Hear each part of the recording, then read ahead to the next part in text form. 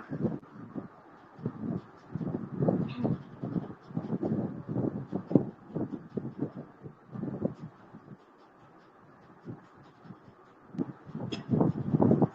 আচ্ছা, আমার screen clear? কেউ একজন বলবেন, ঠিক আছে?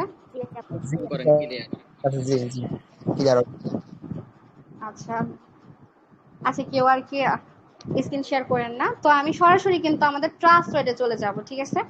Trust wallet.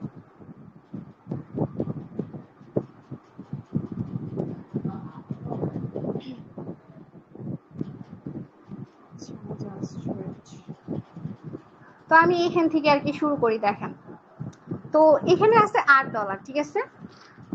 এটা জাস্ট আজকে দিনের মধ্যে ঢুকছিল, তো আমি ওঠাই নিছিলাম। তো $8 আছে। তো আমরা সরাসরি আর কি ট্রাস্ট ওয়ালেটে অ্যাকাউন্টের মধ্যে চলে যাব, আমাদের metapro.space এর অ্যাকাউন্টে। আচ্ছা, এটা জুম করা ছিল। তো হোম থেকে শুরু করি। তো এখানে আমরা 3 লাইনে টাচ করলে এখানে আমাদের আসবে রয়্যালটি স্যালারি। রয়্যালটি স্যালারিতে আমরা যখন টাচ করব, তো দেখেন এখানে আমাদের কিন্তু টাইমার অন থাকে, তাই না?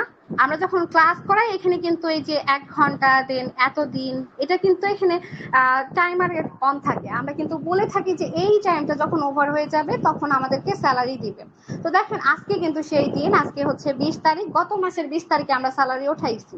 অলরেডি কিন্তু আমাদেরকে কি করছে, কংগ্রাচুলেশন কিন্তু জানাই দিছে। আমি এই যে 30% স্যালারি আসিবার।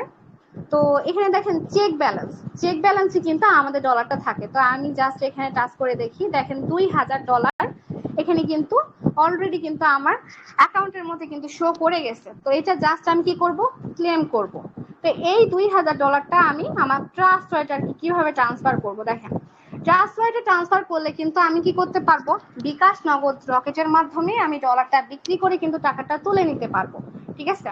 তো আমি এই যে ক্লেমে টাচ করলাম। আচ্ছা,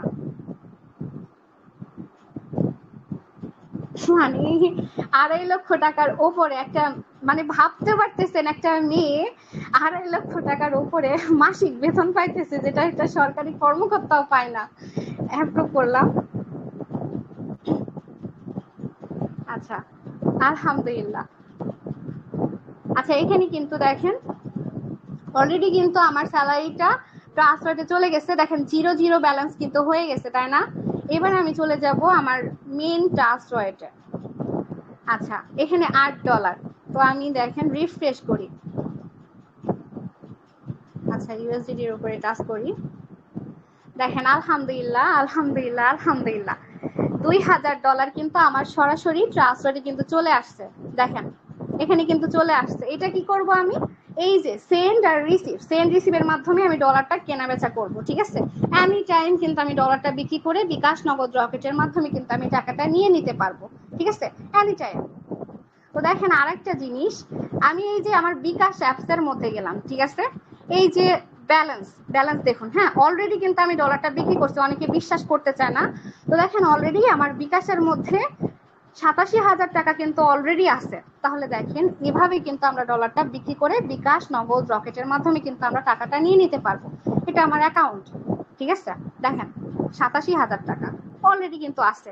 তো এই ডলারটা কিন্তু আমরা এভাবে বিক্রি করে কিন্তু টাকাটা নিয়ে নিতে পারবো। সো সবাই লেগে থাকেন, ইনশাআল্লাহ এখান থেকে কিন্তু ভালো কিছু করতে পারবেন। ওকে, আর তারপরে আমাদের রকি ভাই আছে, উনি